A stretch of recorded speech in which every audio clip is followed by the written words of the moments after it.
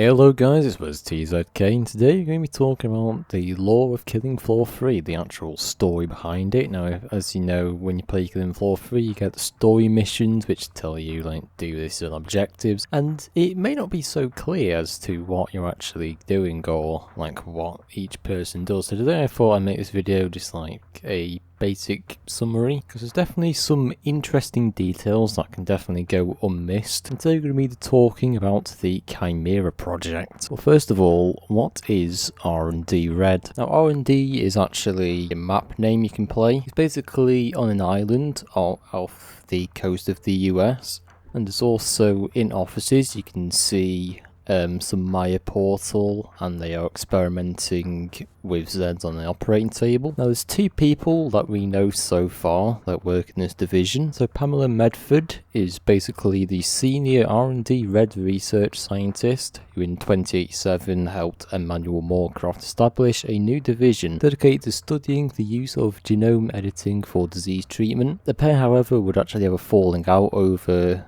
his research into the Maya, a substance which she deemed chaotic, uncontrollable, and a potential existential threat. And a bit more backstory on Emmanuel Moorcroft. And you may have actually seen this name pop up in the Z reveal trailers at the very start on the terminal. And Moorcroft is basically the chief scientist and director of Halzine's R&D Red division. Unbeknownst to his superiors, he's been quietly studying the effects of a transmutative substance called the Maya on living subjects. His research began by experimenting with Zeds, but his plans are much larger than that. He believes the Maya can jumpstart the next stage in human evolution.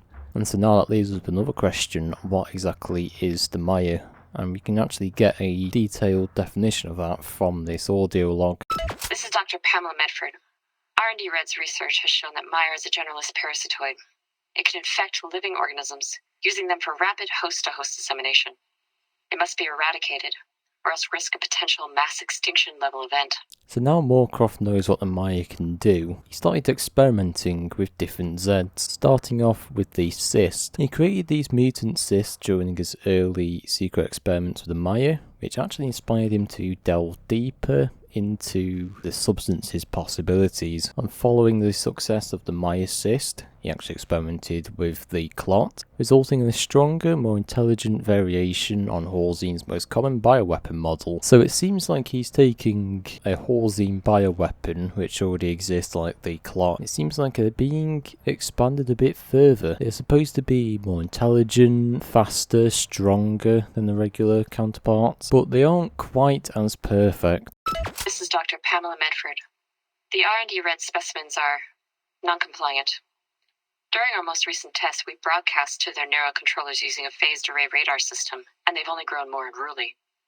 Our director's reassurances are not enough to quell my anxiety regarding our work. And it also seems like these Maya cysts and clots are actually being transported to the army depot before they got set loose. So that is why you see them mixed in with regular Zeds in game. So does this mean the Maya is already spreading? And also in an audio recording you actually hear somebody called Captain Patrick Hendry mention something about a switch around, maybe swapping Maya and regular Zeds in transport. It mentions they are on the way to an army depot, so there could have been some accident releasing the Maya Zeds, but it isn't really too clear at all what went on at army depot. All we know is there was some train that crashed, which released some kind of outbreak, from what we can gather.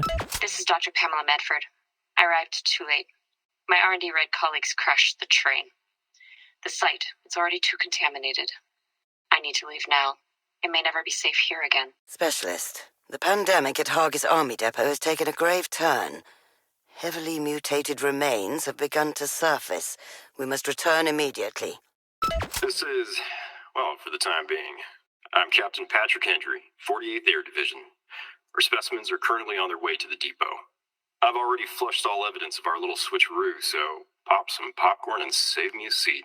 I'll be back in time for the big show. And from what Captain Hendry mentioned, it sounds like the crash was intentional to release the Zeds. It sounds like it wasn't really an accident. And again, it's not really too clear on what fully happened, but maybe we can find out in the future. And speaking of Zed, there's also been a few bosses created using the Maya. Moorcroft would later create the Queen Crawler, which is one of Dr. Moorcroft's many achievements. It is known as the first replicating Zed, significantly larger than her fellow crawlers. The Queen Crawler can lay hatchlings at a prodigious rate, but perhaps most daunting is her ability to create Maya pools for short-range teleportation, which will come in useful later. As we know, there's another boss called the Chimera. So the Chimera project is the crowning achievement of Phase 1 of Dr. Moorcroft's Maya research. This genetic fusion of several disloyal R&D red scientists is capable of both incredible physical force and keen analytical thinking. It also portends a new wave of human experimentation that could have dangerous future consequences. And on the whiteboards in offices, you can actually see diagrams of what looks like teleportation experiments, wormholes over scribbles. There's even questions on the board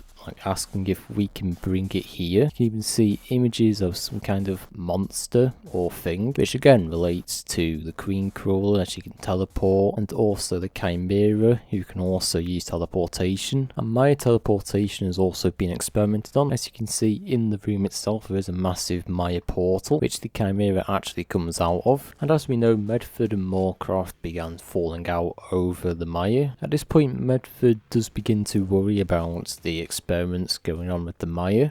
This is Pamela Medford. I have reason to believe my life is in danger. The Chimera project isn't what we were told it was. Dr. Moorcroft, we need to shut down the Maya portal. That way. What is that? And you notice in this audio log how she seems a bit more scared, whereas the past audio clips of her seem to be showing her quite calm. This is obvious that things are about to get really out of hand. This then later involves Medford getting killed by Moorcroft, as if you read the Chimera description, it says this genetic fusion of several disloyal R&D scientists capable of both incredible physical force and keen analytical thinking. Keep that in mind, because Medford is actually infused in the actual Chimera as a result of going against Moorcroft's plans, and also any other scientist who was disloyal to Moorcroft has now become part of the Chimera. This is Dr. Pamela Medford. In the event you're hearing this, I've been murdered by order of Dr. Emmanuel Moorcroft. Dr. Moorcroft and his team have been working on the Chimera project, a superorganism created from the corpses of fellow scientists he has deemed disloyal. For all I know, I've now been subsumed into it too. Let me say this unequivocally. Dr. Moorcroft must be stopped. This project is just the beginning.